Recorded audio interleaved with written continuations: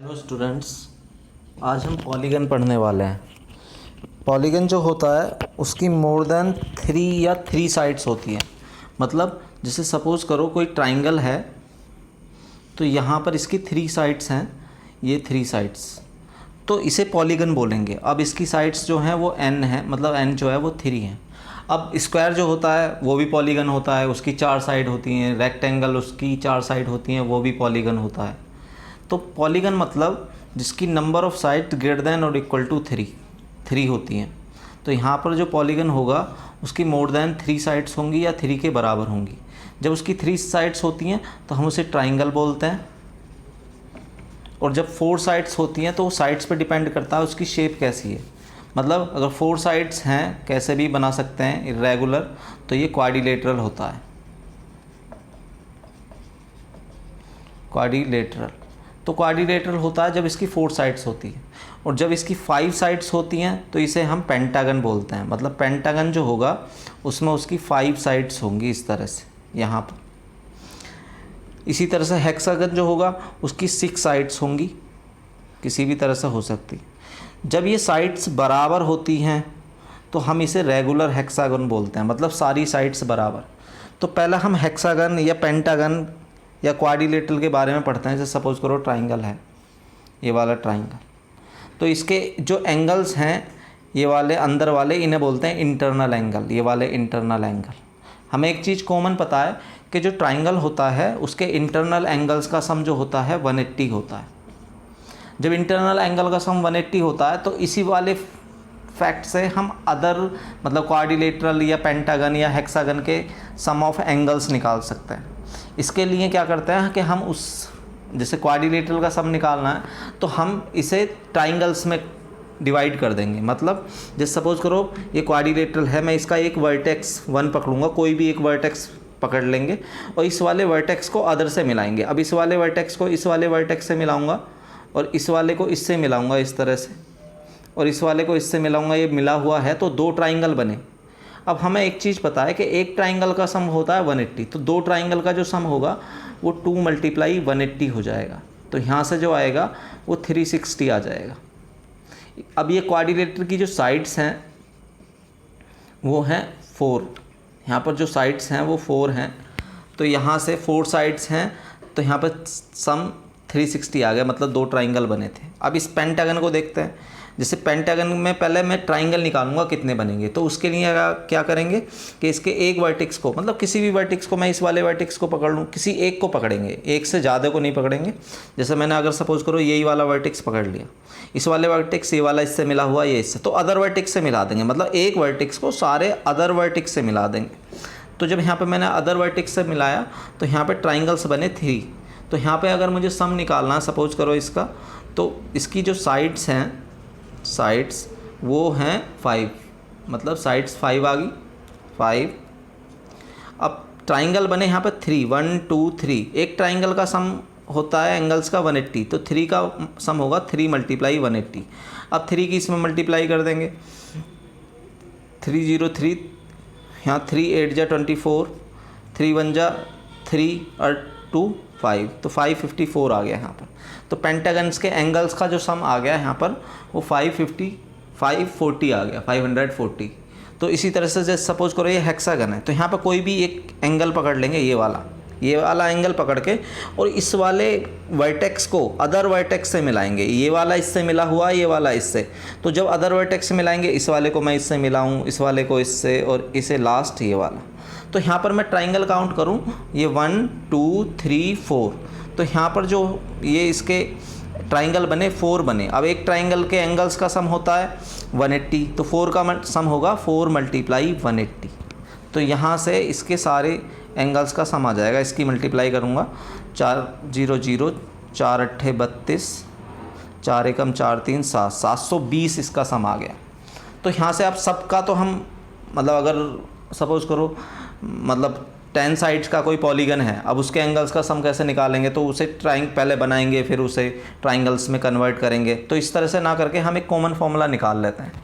Common formula यहीं से बन जाएगा अगर तुम ध्यान से देखोगे। जैसे ये क्वाड्रिलेटरल है, इसकी साइड्स हैं 4।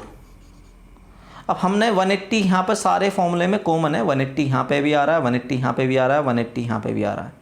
इसमें 3 ट्राइंगल्स बने तो 3 की मल्टीप्लाई है, इसमें 2 ट्राइंगल्स बने तो 2 की मल्टीप्लाई है, और इसमें हेक्सागन में 4 ट्राइंगल्स बने ये वाले तो 4 की मल्टीप्लाई है। तो यहाँ पर हेक्सागन के जो देखते हैं, अगर हमें हेक्सागन को, तो इसकी साइड्स देखते हैं 6। अब ये 6 से ये वाली जो चीज़ है ये 2 कम है ना।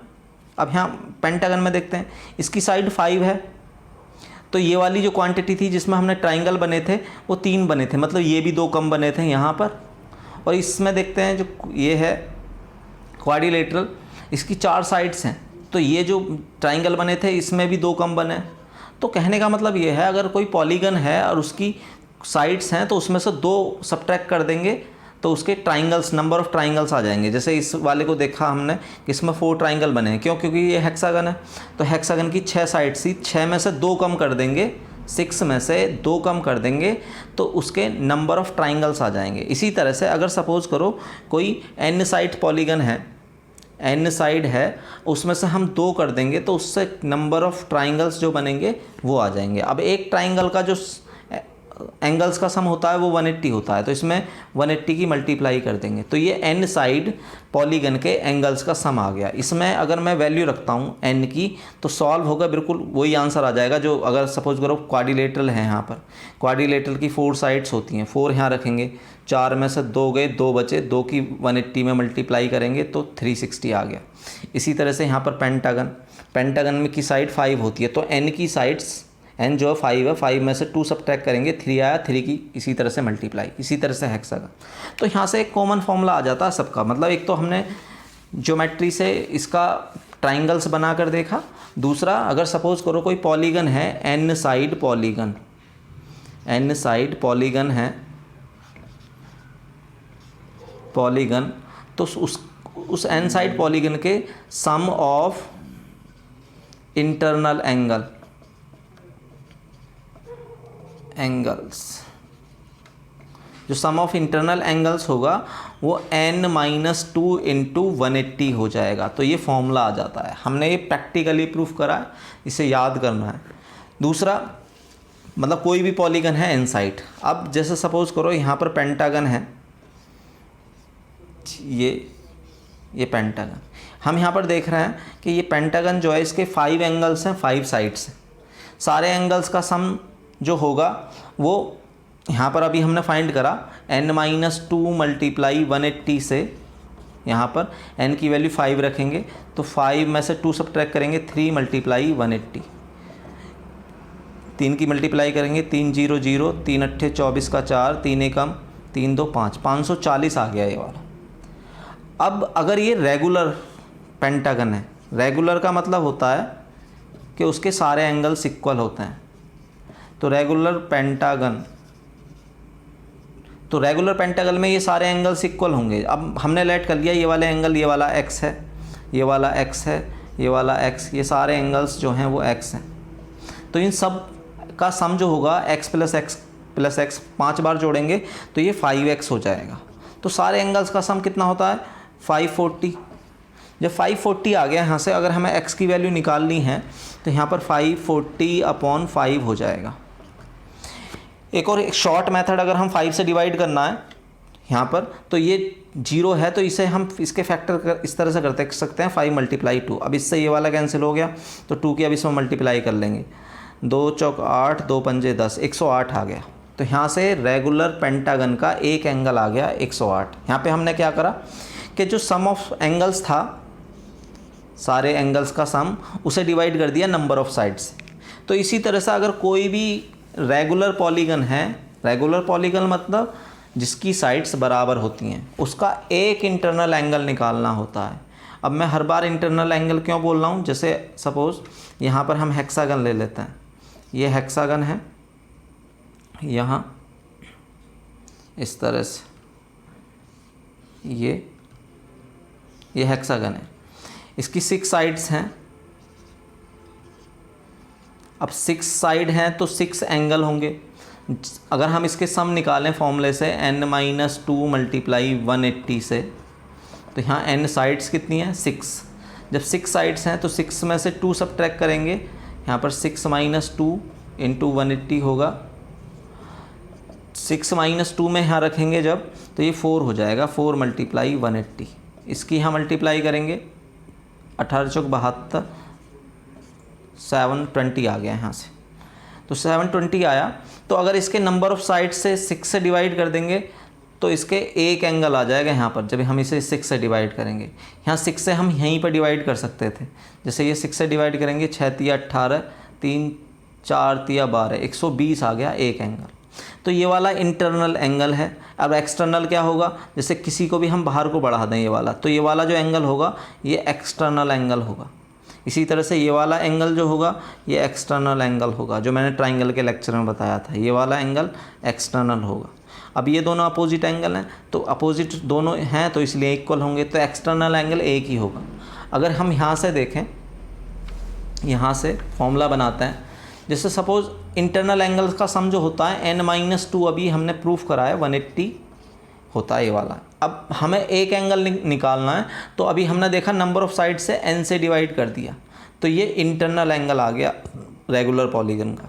इंटरनल एंगल, एक इंटरनल एंगल आया, वन इंटरनल एंगल।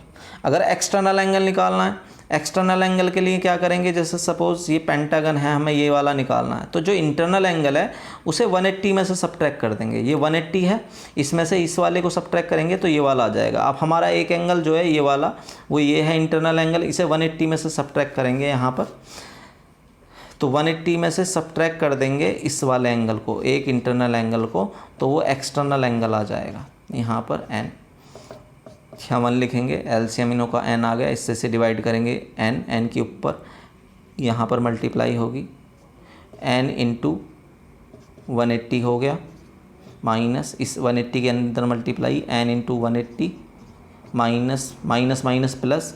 अब ये 2 की 180 में करेंगे 360 आ गया यहाँ से, 360। अब इससे ये कट गया, जब इससे ये कट गया तो हमारा यहाँ पर ये वाला 360 बचा, ये 360 पॉजिटिव हो जाएगा क्योंकि माइनस माइनस प्लस है, तो 360 अपॉन n आ गया, तो ये वाला आ गया 360 अपॉन n। तो यहाँ से एक एक्सटर्नल एंगल आ जाता है। तो हमारा क्या आया यहाँ पर कि एक एक्सटर्नल एंगल इंटरनल, वो ये वाला एक्सटर्नल एंगल जो होगा वो 360 मल्टीप्लाई n होगा। तो यहाँ से एक्सटर्नल एंगल हमारा क्लियर हो जाता है। आगे अगर हमें सपोज़ करो कोई ट्राइंगल है, उसके बारे में पढ़ना है। ट्राइंगल के सम सेंटर्स रह गए थे, मतलब जैसे सपोज़ करो इस ट्राइंगल है, अगर मैं इसके चारों तरफ कोई सर्किल बनाता हूँ इसके कॉर्नर्स को टच करते हो, तो इसे बोलते हैं सर्क्यूम सर्किल। सर्क्यूम सर्किल, ये सर्किल है तो इसका कहीं सेंटर होगा, और वो सेंटर जो होगा उसे बोलते हैं सर्क्यूम सेंटर। सर्क्यूम सेंटर, सर्क्यूम सेंटर ये वाला। अब ये सर्क्यूम सेंटर हो गया, ये सेंटर है, ये सर्क्यूमफेरेंस है। जब हम इसे इससे मिलाएंगे तो ये रेडियस होगी, इसे कैपिटल R से रिप्रेजेंट करता है। अब ये R है, मतलब सर्क्यूमफेरेंस से सेंटर की डिस्टेंस, ऐसे ये सर्क्यूमफेरेंस से सेंटर की डिस्टेंस R। तो क्या करेंगे, सर्क्यूमफेरेंस निकालने के लिए इस वर्टेक्स को इस सर्क्यूम सेंटर कैपिटल C से डिनोट करता है, ये निकाल लेंगे, तो यहाँ पर सर्क्यूम रेडियस आ जाएगी। अब सर्क्यूम सेंटर निकालते कैसे हैं या सर्क्यूम सर्किल बनाते कैसे हैं वो देख लेते हैं। जैसे सपोज़ कोई भी ट्राइंगल है, हमें इसका सर्क्यूम सर्किल बनाना है, तो सबसे पहले हम परपेंडिकुलर बाइसेक्टर ऑफ साइड निकालेंगे। क्या निकालेंगे, परपेंडिकुलर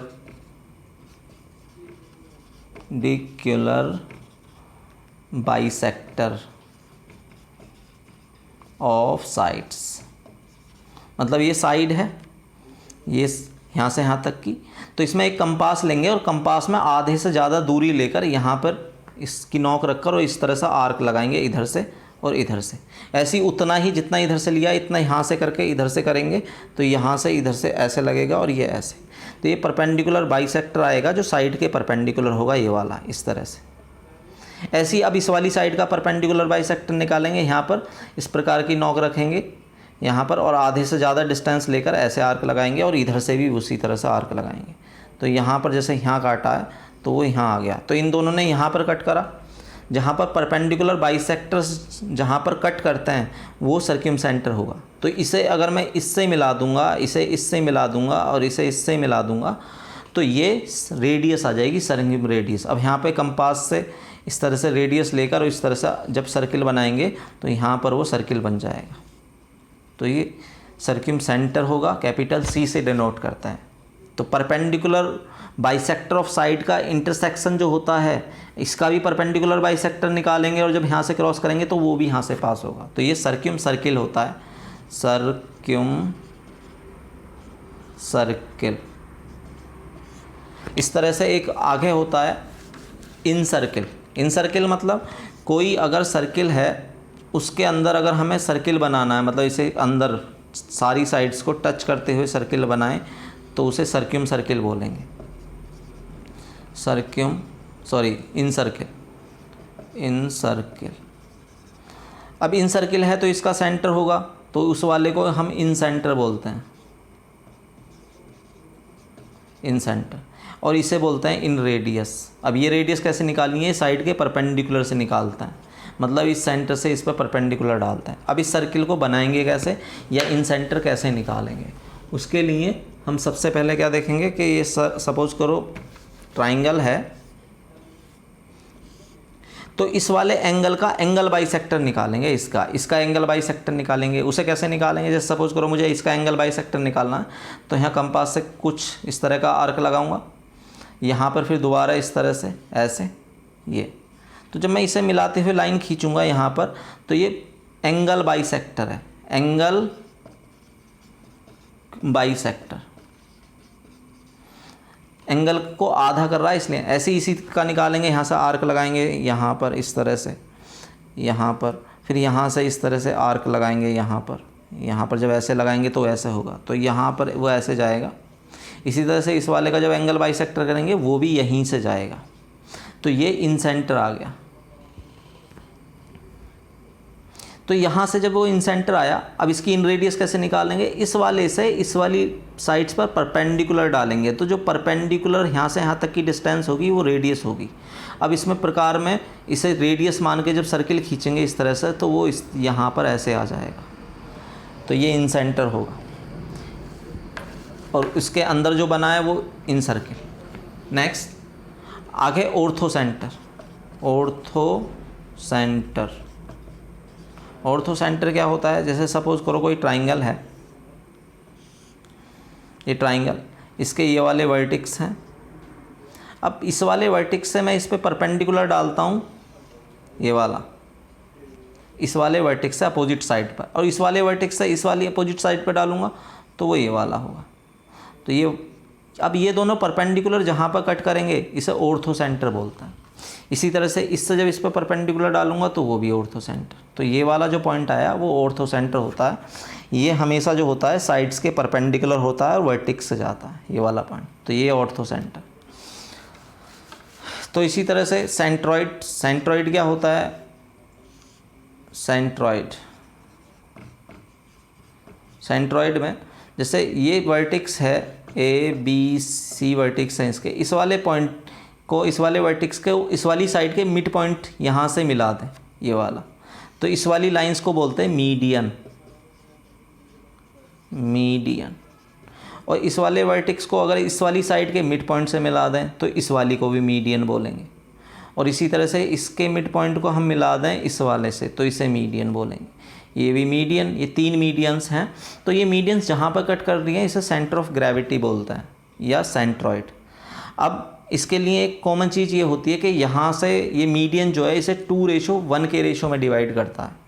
अगर इसके वर्टेक्स दे रखे हैं और इसके दे रखे हैं तो ये रेशो का फॉर्मूला लगा के यहाँ पर इसके कोऑर्डिनेट आ जाते हैं। तो इसी तरह से ट्राइंगल और पॉलीगन के बारे में हमारे कंसेप्ट काफ़ी क्लियर हो जाता है।